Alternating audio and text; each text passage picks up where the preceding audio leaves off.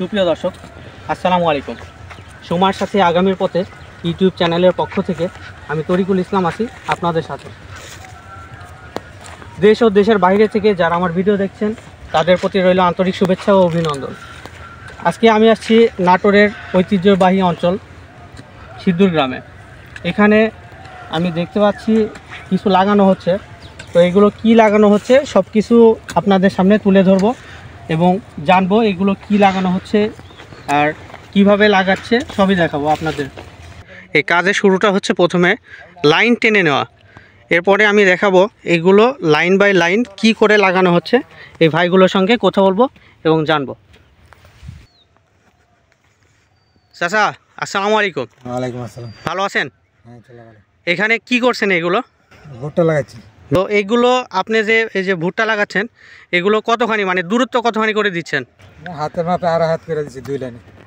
আড়াই হাত? আড়াই হাতের মধ্যে 2 লাইন। গাছ একটার পর একটা কতখানি দূরে হবে? 1 হাতের মধ্যে 3টা করে গাছ পড়েছে। 1 হাতের মধ্যে 3টা করে গাছ। ঠিক আছে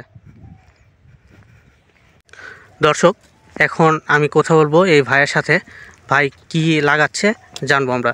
ভাই আসসালামু আলাইকুম। ওয়ালাইকুম সালাম। ভাই ভালো আছেন? হ্যাঁ, ভালো আছি ইনশাআল্লাহ। এগুলো কি লাগাচ্ছেন ভাই? আমরা এগুলো ভুট্টা লাগাচ্ছি। এই ভুট্টার নাম কি?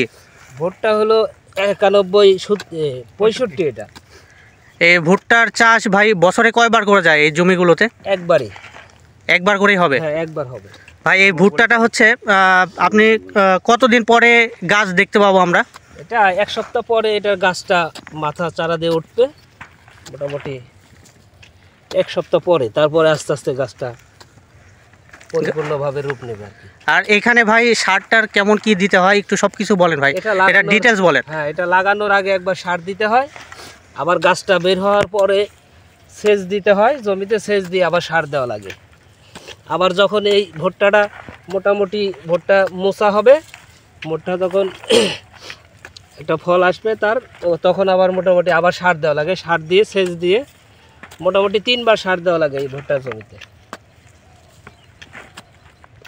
আর এটার ফলন কেমন হবে ভাই? এটার ফলন বিঘাতে 40-50। এটা মাটির মানে যত্নের উপরে নির্ভর, যে যেমন পরিচালনা করতে পারবে তার মাটির গুণাগুণের উপরে আর কি। সর্বোচ্চ 50 মণ 40 মণ হয়। এটা আপনি কেমন দামে বিক্রি করতে পারবেন? এটা মোটামুটি তো গত বছর তো আমরা বিক্রি করছি এই 1200-1400।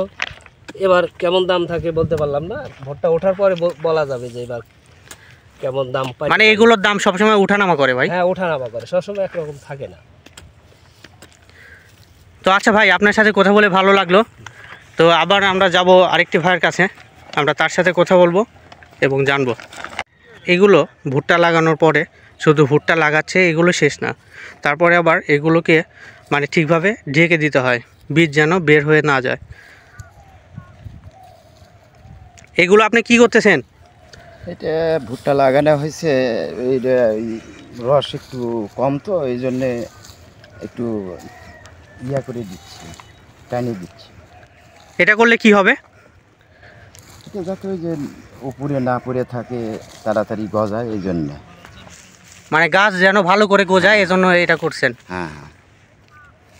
এই ভুট্টা লাগানোর পরে মানে যে বীজগুলো লাগাচ্ছে এগুলো লাগানোর কতদিন পরে পানি দিতে হবে? প্রায় এখনও 20-25 দিন পরে। এর মধ্যে কি গাছ বের হয়ে যাবে?